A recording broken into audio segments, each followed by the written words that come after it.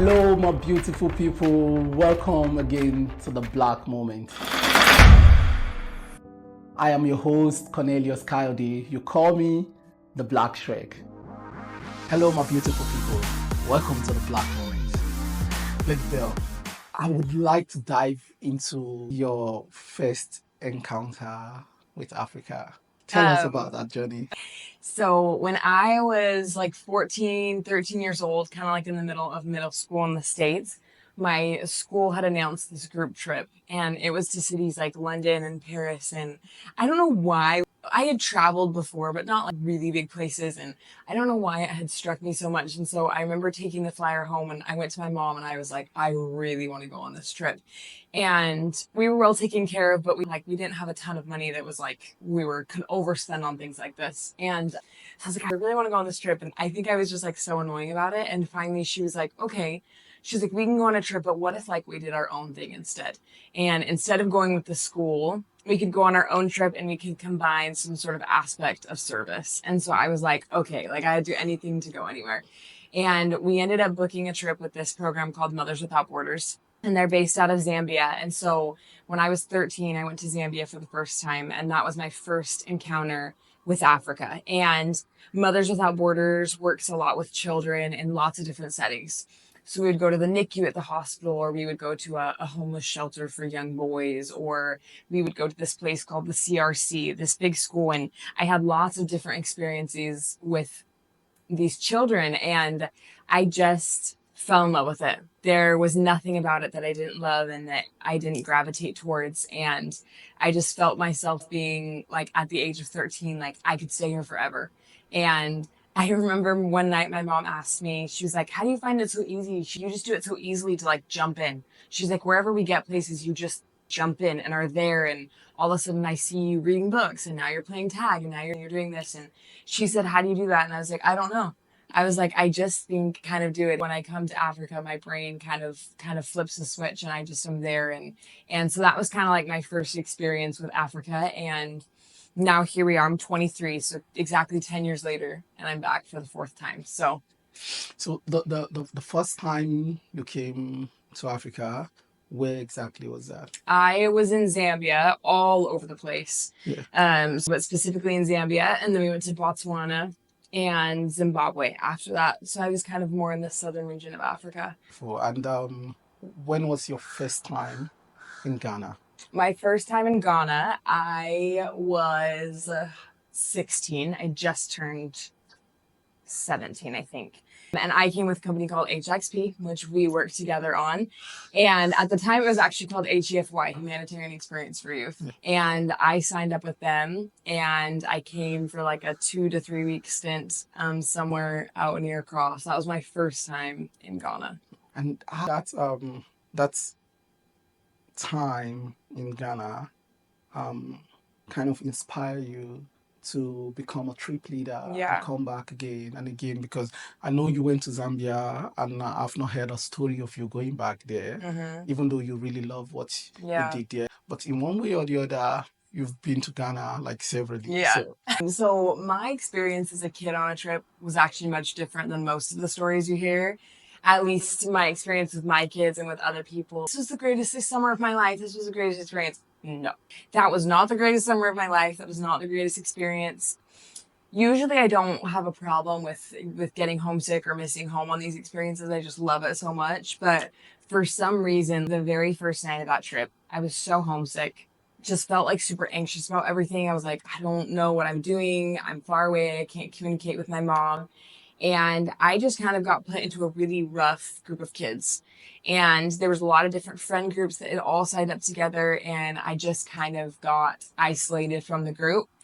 And then different kinds of bullying started to happen. And I remember one day I was sitting on the work site, just resting against our school. And I think we were eating lunch, and a bunch of the people from my group had filled up one of these big cement buckets and had come and poured it on my head. And then I was just like soaking wet, and it was just like all sorts of things that were like that throughout the entire trip. And I hated it. I hated that experience so much. And every single day I was like, I cannot wait to leave this country. I cannot wait to leave this country. Take me away. And so it just was not positive. And I didn't walk away with the same outlook that I would hope one of my kids on HXP would have. Yeah. And so I actually decided when I came home, I had this kind of like this bucket list, this list of things that I wanted to do on my wall. And I wrote down, it's number 11 on that list. I remember it said become an HGFY trip leader, like when I turned 21. And the reason why was not because I had had a positive experience on HXP, but I said, I want to become a trip leader because I don't want any other kid to have an experience like I had to have on HXP. And so that was my mission. So I was 17 at the time, and you can't apply to become a trip leader until you're 21. And so I waited my 4 or 5 years and applied, and ironically, the first place that I got called to was Ghana. So I think when I opened that envelope and I was like, Ghana, I was like, oh, let me relive the trauma of my teen years. But it kind of felt like God was giving me like a second chance, a redo to create something that had not been created the first time around. I think in a unique way, the pain we go through kind of like creates like this extent of empathy. Yeah. I was studying recently, and I saw this particular message, and I think the lady said, without sadness, empathy will be dead. And I was like, this is so profound. Yeah. Like, this is so profound because without you being able to like go through this kind of like pain, you wouldn't know how to succor others. And I feel like that's what Christ actually did for us. He could have just been there and do his thing, you know? Yeah. But he had to calm down in flesh, be a man, go through those pain, every single one of it, so that he can be able to understand what it means to actually be in the skin and go through these and understand the pain and be able to pass judgments the right way and be able to empathize with us and all that. And I feel like that is kind of the thing that your story just empowers you to be in that position to be able to make change, because I see how you are able to work with these young people and really in hell in this just it's just awesome because I'm like, how? Within your time as a trip leader working with different, what is one particular situation that you have encountered that was like, this is bigger than me, this is bigger than I can handle? What is that particular situation? This is bigger than me. Wow. I think almost in a way every situation that I encounter feels bigger than me. Sometimes a child will open up to me about their story, or sometimes we'll get into a situation and I'm like, whoa, like, am I equipped to handle this?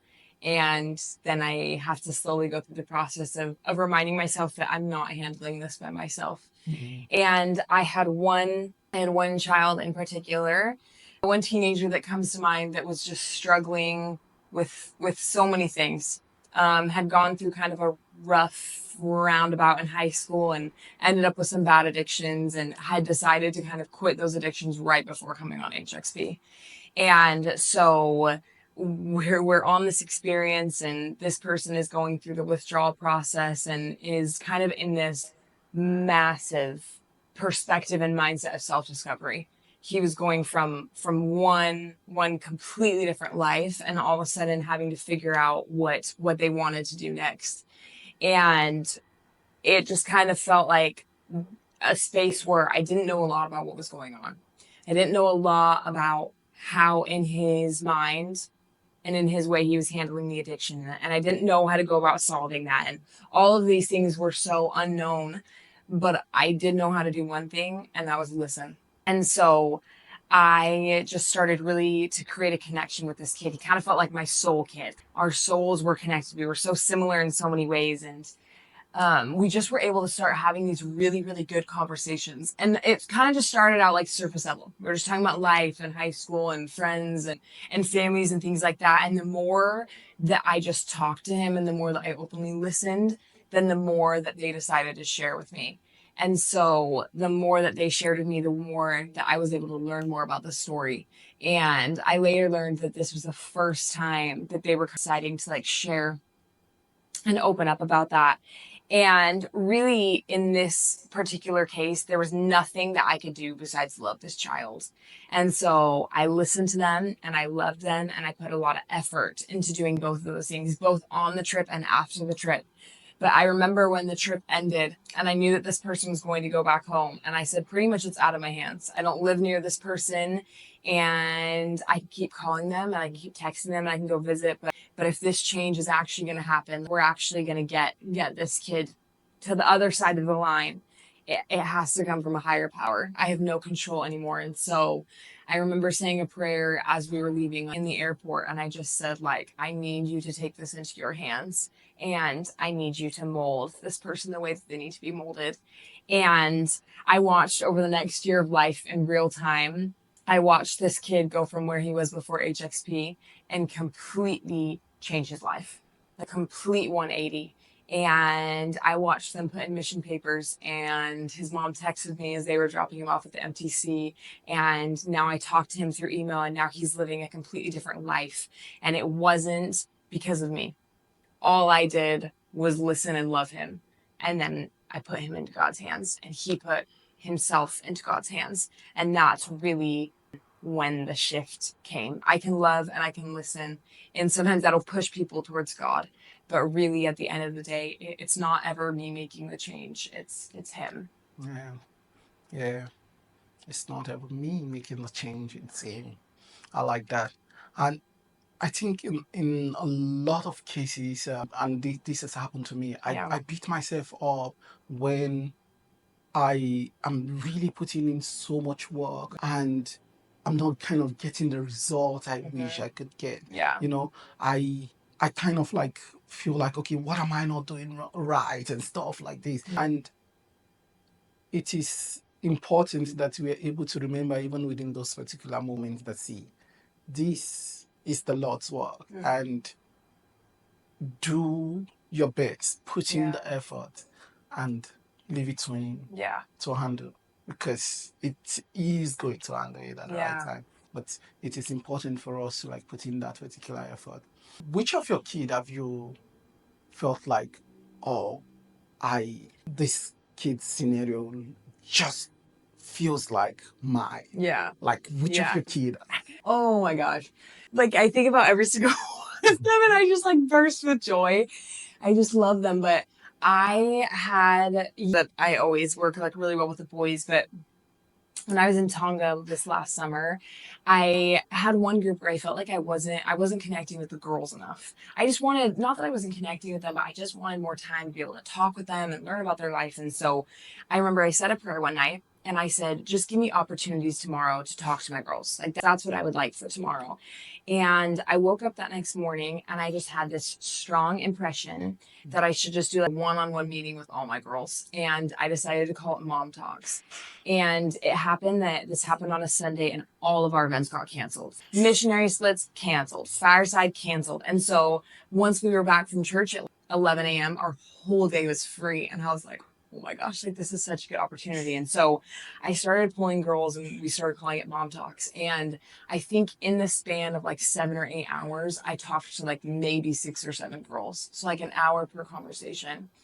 And I just sat them down. I said, hey, I just want to hear about your life. Tell me what you have to share about your life. Tell me anything you want to talk about, like floor is yours.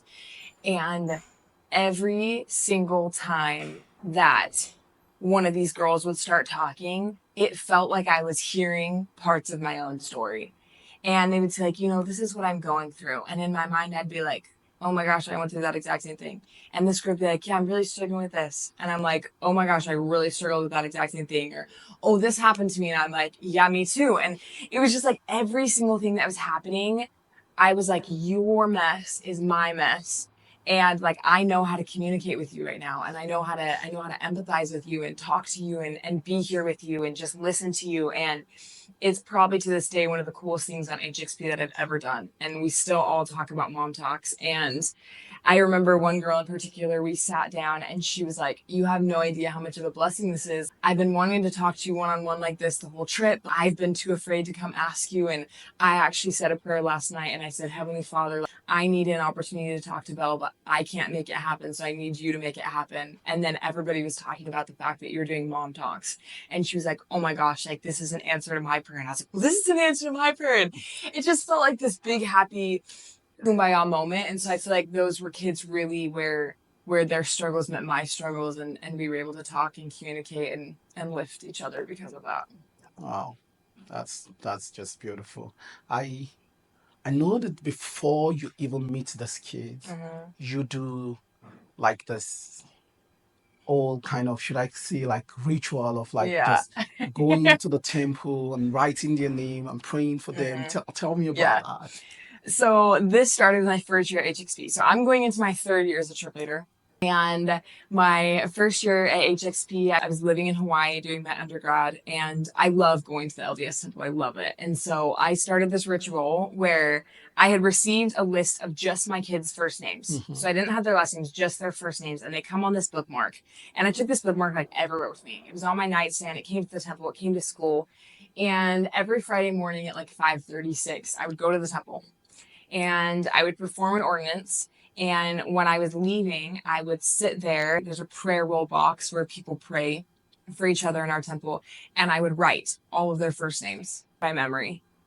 Eventually, and I would put them into this box one by one, just their first name, because I didn't have their last. I was like, God will know who they're praying for. And I put it into the box, and I did that every Friday religiously for months and months. And my second year, I did it again for months and months. And now, still to this day, knowing these kids, I still put their names on the prayer roll every single time I go to the temple.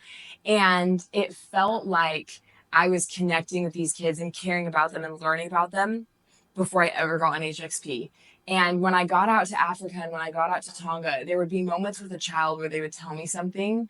And I just had this thought in my mind where I was like, I feel like I already knew that about you. I feel like God already told me that about you. And I feel like it's just kind of like my ritual, my way of connecting and loving my kids before I ever get with them. And so that's just kind of like my spiritual connective ritual that I have to make sure that those connections are intact before they ever really need to be intact in person. There have been a lot of like situations where I think parents are so scared to protect their kids and all that, which is it's normal. Yes, of course. Yeah. But in this whole kind of like protection and all that, they deprive the children of the ability to grow. And because of your experience, you are in this position to be able to stand in the gap for others.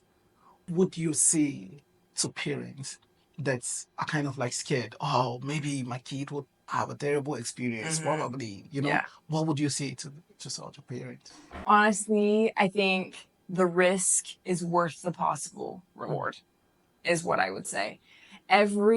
Each one of my kids, I cannot tell you how vastly different they are from one another. So incredibly different. I have kids that are extremely extroverted, kids that are extremely introverted, kids that are sick, kids that are super healthy, kids that are what we would label jocks, kids that are band kids. Like, I have had them all.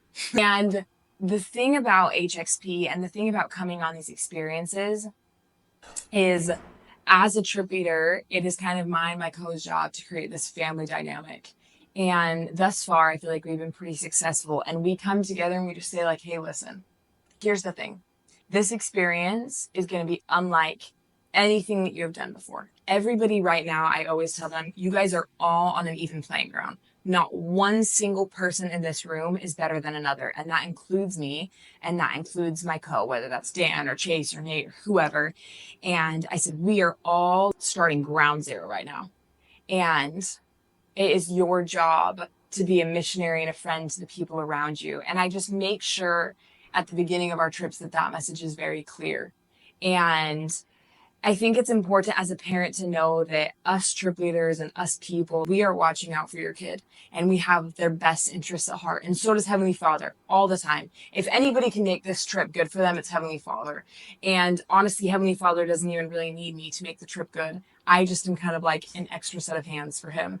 And so I really watch these kids and I watch their individual needs. You know, okay, this kid hasn't talked to anyone all day. And sometimes instead of approaching that kid and saying like, hey, what's going on? I approach all the other kids. Yeah. And I'll say something like, hey, like we've got like a new secret committee that you're like assigned to. And like your job is to talk to so and so for the rest of the day. And they'll go and they'll make that connection and they'll end up being really good friends. And so I think on these trips, the Spirit has a way of speaking to us trip leaders and to local coordinators and to the kids about creating these connections. And that's when the magic really starts to happen. Friendships that you would never think would form are formed, and they're like so powerful and so tight. And I think the Spirit also speaks so strongly. And so I think as a parent, just take the risk, because that reward, if you are one of those kids that has exponential growth, or you walk away with more friends, or if you walk away closer to the Spirit, that reward is so much greater than the fear that you are having as a parent. And one of my favorite quotes comes from this movie, Yours, Mine, and Ours. And this woman's actually talking about her home, and she says, like, my home is not a place for good impressions, it's a place for free expression. Mm-hmm. And that's kind of how HXP is. Like, I don't need your kid to come and make a good impression on me. I don't need that. That's not what I need from them. What I need is your kid to come and freely express who they are. And I need you to give them the capability to do that. But they won't have that unless you let go of them. And so that's what I need from them to be able to work magic. And that's what Heavenly Father needs. Heavenly Father needs a little bit of like a let off the leash so that he can come in and really form and mold and sculpt. And that's why you need to send them. Wow, this is beautiful. I want that quote one more time. Yeah. It's our home is the way she talks about it. Yeah. But our home is not a place for good impressions, but for free expressions. Yeah. That's beautiful. To wrap this up, the HXP team is still miracles. Mm-hmm. And I feel like a lot of people feel like, okay, the miracle is going to happen at this particular point. Uh-huh. And I feel like your miracle didn't happen directly on the tree, but it started on the tree. Yeah. But when the miracle happened was when you went back home. Yes. And most time we don't see miracles how they should be. What is your take on that? Yeah. I think so what's special about the theme There Would Be Miracles is that was actually launched the year that I came as a teenager. So that was my theme this summer. And now it's like the overarching theme for HXP, which just feels like this invisible string that I love so much. But the thing about There Will Be Miracles is you have to let the miracles come to pass how they're going to come to pass. And it's not always going to be at a testimony meeting, and it's not always going to be at the work site, and it's not always going to be in the temple. But you have to just listen to the Spirit, and you have to wait, and you have to be patient. And there was one girl on my second Tonga trip this summer, and she'd had a great experience. She had a wonderful time, but she didn't feel like there was really something big that had happened that changed her life. Every kid wants, every person wants. And it got to the very last day. We are basically driving to the airport, and she had said a prayer the night before, like, please give me a miracle. And she started having this medical crisis, actually this pretty large medical crisis. And in that moment, it was like the Spirit just spoke to me, and I knew exactly what to do. And we handled it, and eventually we were able to pull her out of what was going on and get her healthy before we were leaving and going home. And she took me aside later and she said, I've been praying for a miracle so bad. And she was like, I was freaking out when I was in that medical crisis. I thought, oh my gosh, like, am I going to do this? Am I going to do this? And then she realized that her miracle actually came in the form of like something really bad happening to her and me being able to help and heal her. And she said, I never thought a miracle would come like that. And I didn't think that it would come at the very last second. We talk about that in the scriptures. It will come in the very last seconds of time. And that could be 5 years after your HXP trip. But that's like, you have to start the spark. And that's what HXP is really good at, is like lighting the match. And you just have to wait. You have to be patient, because chances are it'll come in the third hour. It'll come in the nighttime. It'll come when you're least expecting it. But that doesn't mean it's going to be any less powerful. And if it didn't happen on your trip, that doesn't make your trip any less meaningful. And so I just think there will be miracles, but there will be miracles in ways that you won't expect, and at times you won't expect, and you have to be patient with the Lord. Wow, that's deep. Awesome. Thank you so much for sharing You're all this welcome. beautiful wisdom. It's always a pleasure to have you.